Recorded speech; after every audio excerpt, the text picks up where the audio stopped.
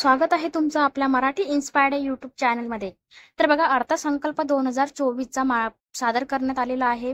तर त्याच्यामध्ये बघा अर्थसंकल्पामध्ये काय स्वस्त झालं, काय महाग झालं आणि कोणाला याचा फायदा होणार आहे, ही संपूर्ण माहिती आपण या मराठी इन्स्पायर्ड यूट्यूब चॅनलमध्ये बघणार आहोत।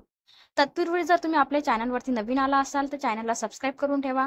अशाच नवनवीन अपडेट योजना जाणून घेण्यासाठी मराठी इन्स्पायर्ड यूट्यूब चॅनलला सबस्क्राईब करून बेल आयकॉन दाबायला विसरू नका।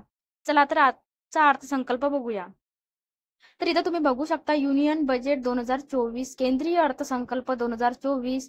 केंद्रीय अर्थसंकल्पामध्ये कोणकोणते मुद्दे मांडण्यात आले, तर बघा कोणकोणते मुद्दे मांडण्यात आले। युनियन बजेट 2024, इन्कम टॅक्स मध्ये झालेले बदल, नंतर पीएम आवास योजना, शहरामधील गरीब लोकांसाठी महत्त्वाची घोषणा, पेन्शन धारकांसाठी सुद्धा चांगली बातमी, नंतर आहे पुढील वस्तू उत्पादक स्वस्त होणार, नंतर केंद्रीय अर्थसंकल्पांमध्ये मांडण्यात आलेले इतर काही मुद्दे।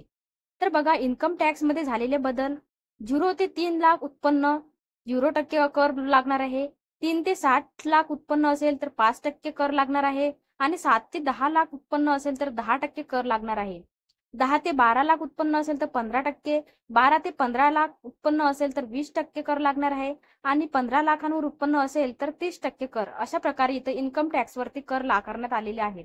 नंतर बघा पीएम किसान आवास योजना, शहरामधील गरीब लोकांसाठी महत्त्वाची घोषणा, 10 लाख कोटी रुपयांची शहरी आवास योजनेसाठी तरतूद करण्यात आलेली आहे। पीएम आवास योजनामध्ये नंतर शहरी गरिबांसाठी 1 कोटी घरे बांधणार, शहरी भागांसाठी 1 कोटी घरे बांधणार। पीएम आवास योजनेचा फायदा मध्यमवर्गीयांना सुद्धा घेता येईल। पेन्शन धारकांसाठी सुद्धा आता चांगली बातमी आहे। बघा नवीन टॅक्स रिजिम मध्ये स्टँडर्ड डिडक्शन लिमिट वाढवण्यात आलेली आहे। नंतर पेन्शन धारकांना एक्स्ट्रा बेनिफिट सरकारने दिलेली आहे।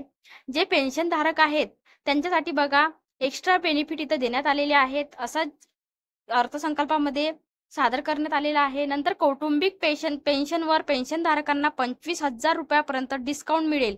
ही लिमिट यापूर्वी 15,000 रुपये इतकी होती। तर बघा अगोदर पेन्शन धारकांसाठी ही लिमिट 15,000 होती, तर आता ती कौटुंबिक पेन्शन धारकांना 25,000 रुपयापर्यंत डिस्काउंट मिळेल अशी घोषणा करण्यात आलेली आहे। नंतर कॅपिटल गेन टॅक्स हा 20% आता 12.5% करण्यात आला। त्यानंतर बघा विदेशी कंपन्यांच्या कॉर्पोरेट टॅक्स 40% वरून 35% टॅक्स करण्यात आलेला आहे। टॅक्स मध्ये कपात करण्यात आली आहे। नंतर एजंट टॅक्स सुद्धा आता स्टार्टअपला चालना देण्यासाठी बंद करण्यात आलेला आहे। आता पुढील वस्तू किंवा उत्पादन स्वस्त होणार। आता कुठल्या वस्तू उत्पादन स्वस्त होणार, तर बघा इलेक्ट्रिक वाहन, नंतर मोबाईल चार्जर, एक्सरे मशीन, नंतर बघा तांब्यापासून तयार करण्यात आलेल्या वस्तू, नंतर लिथियम बॅटरी, नंतर सौर ऊर्जा पॅनल, नंतर माशांपासून बनवलेली उत्पादने। तर इथं तुम्ही बघू शकता कोणते उत्पादन स्वस्त होणार आहेत, तर इलेक्ट्रिक वाहन, मोबाईल चार्जर, नंतर एक्सरे मशीन आणि तांब्यापासून तयार करण्यात आलेल्या वस्तू, आणि लिथियम बॅटरी, सौर ऊर्जा पॅनल आणि माशांपासून बनवलेली उत्पादने इत्यादी वस्तू काय होणार आहेत, स्वस्त होणार आहेत। नंतर केंद्रीय अर्थसंकल्पामध्ये मांडण्यात आलेले इतर काही मुद्दे बघा, कॅन्सरची औषधे सुद्धा स्वस्त होणार असून या औषधांवर कस्टम ड्युटी लागणार नाही। तर इथं हे लक्षात असू द्या, जे कॅन्सरची औषधे आहेत ते सुद्धा आता काय होणार आहेत, स्वस्त होणार आहे, त्याच्यावर कुठलीही कस्टम ड्युटी लागणार नाही। सोने चांदी स्वस्त होणार असून सोने आणि चांदीवर सीमा शुल्क 6%नी घटवला। तर हा खूप महत्त्वाचा मुद्दा आहे। बघा सोने चांदीचे भाव आता खूप वाढले होते, पण आता सोने चांदी हे स्वस्त होणार आहे।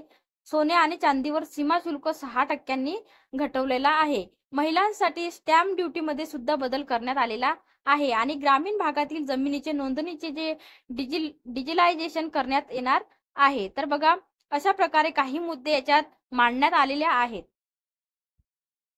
त्यानंतर बघा 1 लाखापेक्षा कमी सॅलरी असलेल्या व्यक्तींना ईपीएफओ मध्ये पहिल्यांदा रजिस्टर होणाऱ्या 3 टप्प्यांमध्ये 15,000 रुपये आहेत।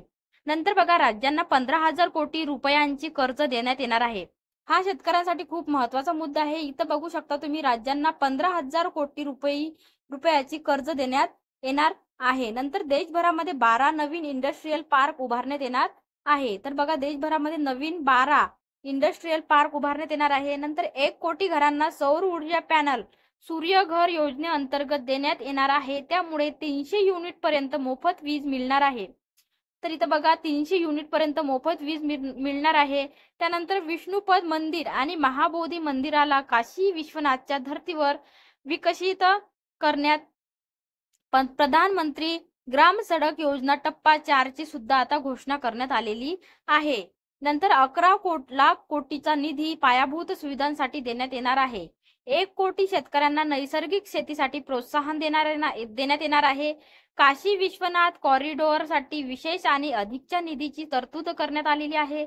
नंतर हिंदू, बौद्ध, जैन धर्मस्थळांचा सुद्धा विकास करण्यात येणार आहे. त्यानंतर बघा नालंदा विद्यापीठामध्ये टुरिस्ट केंद्र उभारण्यासाठी प्रयत्न करण्यात येणार आहे.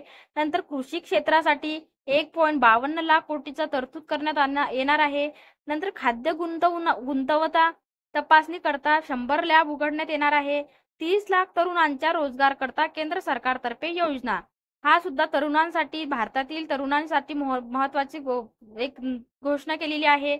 नंतर 500 कंपन्यांमध्ये इंटर्नशिप देण्यात येणार. 5,000 महिना मिळणार. तर एक बघा 500 जे कंपन्या आहेत त्याच्यामध्ये इंटर्नशिप देण्यात येणार आहे आणि 5,000 महिना मिळणार. नवीन व्यवसाय करण्यासाठी तरुणांना कर्ज उपलब्ध करून देण्यात येणार आहे.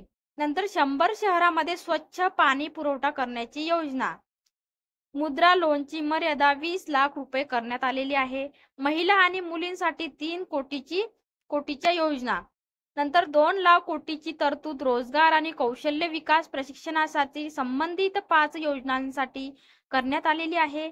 देशांतर्गत संस्थांमध्ये उच्च शिक्षणासाठी 10 लाख कर्जावर सरकारकडून मदत करण्यात येणार आहे. 15,000 कोटीची अतिरिक्त निधी आंध्र प्रदेशला देणार. चेन्नई ते विशाखापट्टणम इंडस्ट्रियल कॉरिडॉर बांधणार. बिहारमध्ये रस्ते बांधणीसाठी 26,000 कोटी देण्यात येणार. नंतर तसेच बिहारमध्ये मेडिकल कॉलेज होणार आहे. अशा प्रकारे केंद्रीय अर्थसंकल्पामध्ये विविध विषयांवर मुद्दे मांडण्यात आलेले आहेत. तर बघा अशा प्रकारे अर्थसंकल्प 2024 चा जो केंद्रीय अर्थसंकल्प आहे याच्यामध्ये अशा प्रकारचे मुद्दे मांडण्यात आलेले आहेत. काही स्वस्त होणार आहे, काही महागणार आहे, तर काही कोणाला याचा फायदा होणार आहे, शेतकऱ्यांना तसेच तरुणांना अशा प्रकारे याचा फायदा होणार आहे. स्वस्तामध्ये सुद्धा भरपूर असं स्वस्त होणार आहे. अशा प्रकारे अर्थसंकल्प 2024 चा मांडण्यात आलेला आहे.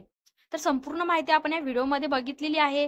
व्हिडिओ संपूर्ण बघा. संपूर्ण अर्थसंकल्पामध्ये काय काय मुद्दे मांडण्यात आलेले आहे संपूर्ण आपण या व्हिडिओमध्ये बघितलेले आहेत. आणि चॅनलवरती जर नवीन आला असणार तर चॅनलला सबस्क्राईब करून ठेवा अशाच नवनवीन अपडेटसाठी. चला तर भेटूया नेक्स्ट व्हिडिओमध्ये.